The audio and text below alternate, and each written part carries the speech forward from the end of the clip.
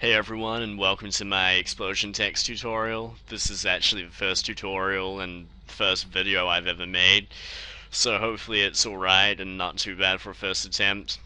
I'm also from New Zealand, so my accent's probably gonna annoy you a lot, hopefully not too much. But hey, let's get started. So the first thing that we're gonna do is we're going to click on the text tool, left click and drag that out nicely. Now we're going to type whatever we like. I just typed Leviathan Rising because it's the name of the band that I'm working with at the moment.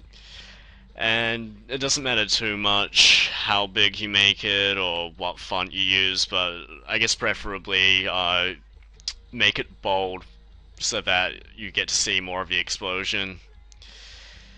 And that's looking okay. It doesn't really matter where you position it as long as it's on the canvas, obviously. I'll just open up Firefox, and this is the explosion image that we're going to use for it.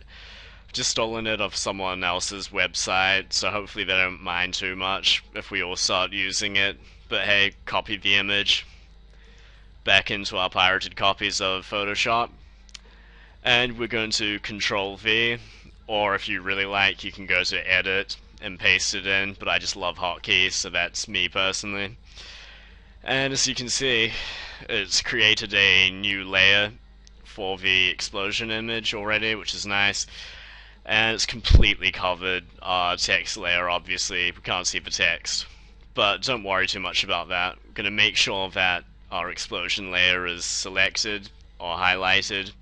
We're going to hold down Control, and we're going to click on the text icon on the text layer. As you can see, the selection is of the outline of our lettering, which is exactly what we want. And now, what we do is we go Select and Inverse. Now, though it might not look like it, it's actually selected everything except for our text, which is exactly what we want, and it's absolutely crucial that you do not forget to inverse the selection. So now we can just hit delete on our keyboard, and as you can see, it's cut away all of the excess image apart from text. And as you can see, the explosion image has wrapped itself around our text, which is exactly what we want. And now we're going to go to select and deselect. That gets rid of the selection. So there you have it, there's our flame text. Now if we move it away, you can see that we've still got our text layer underneath, which we obviously don't need anymore, so you can just delete that layer if you like. And that is looking pretty good, but I mean, if you're like me and you like taking things to another level, then you can just double click that layer. It opens up the layer style window, and we click on Bevel and Emboss.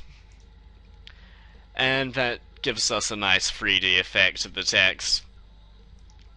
And I don't know about you, but to me that looks pretty damn good, and I'm quite satisfied with the result. So yeah, that concludes the tutorial. Hopefully it helps. Comment, subscribe. I know it's my only video at the moment, but I'll be uploading more very shortly if you think this one's any good. So yeah, hopefully it's helped you out, and just let me know what you think.